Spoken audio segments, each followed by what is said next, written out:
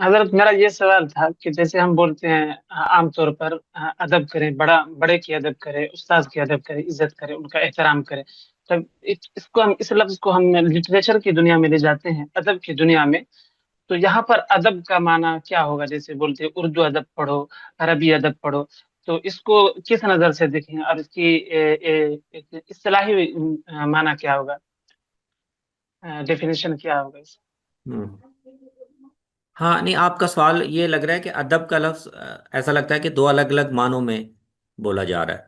ایک رسپیکٹ. جیسے میرے پاس، سر میرے پاس میزان غامدی صاحب کی موجود ہے، اس میں عربی معلّہ کا چپٹر ہے. اسی میں میں نے پڑھا تو اسی میں فصاحت و بلاغت ایک لافانی معجزہ بنا دیا. تو اسی میں اردو ادب یا عربی ادب کے بارے میں ذکر کرتے ہیں کہ کسی بھی زبان کے پکڑ بنانے کے لیے ادب کی ضرورت پڑتی ہے. کہ اس ضمن میں میں بات کر رہا ہوں. جی، میں وہی واضح کر رہا ہوں کہ آپ نے لفظ کے دو معنی بتائے ہیں نا، کہ ہم اس معنی میں بھی بولتے ہیں، عام زبان میں ہم کہتے ہیں ان کا ادب کرو، بڑے کا ادب کرو. تو وہ ظاہر ہے ادب اور معنی میں ہوتا ہے، وہ رسپیکٹ شو کرنے کے معنی میں ہوتا ہے، تعظیم کے معنی میں ہوتا ہے.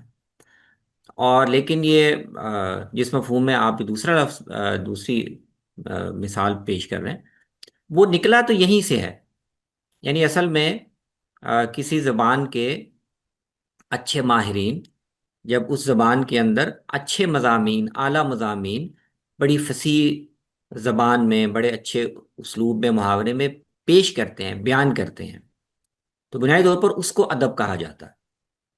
تو وہ ابتداً غالباً ایسا ہی تھا کہ اس طرح کے مضامین یا اس طرح کے خطبے وہ لوگوں کی اخلاقی تربیت کے لیے، شخصی تہذیب کے لیے کہے جاتے تھے.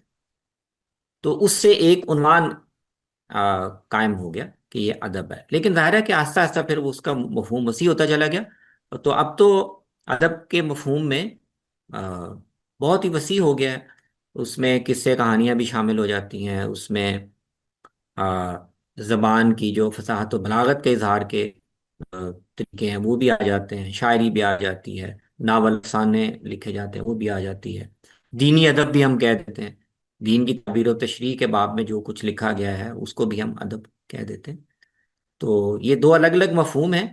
دوسرا مفہوم بہت وسیع ہے، وہ لکھے ہوئے ذخیرے پر بولا جاتا ہے، لیکن نکلا یہ اسی سے ہے. ابتدا غالباً وہیں سے ہوئی تھی کہ لوگوں کی تہذیب کی جائے، ان کو اچھے اخلاق سکھائے جائیں.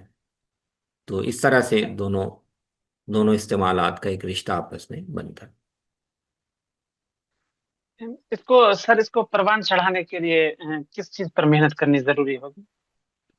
جی، جس زبان کا ادب آپ چاہتے ہیں کہ اس میں آپ کو ایک دسترس حاصل ہو، تو اس کا ایک ہی طریقہ ہے کہ آپ سے پہلے اس زبان میں جن اچھے لکھنے والوں نے، جن ماہرین کلام نے لکھا ہوا ہے یا کہا ہوا ہے، تو اس کو پڑھیں.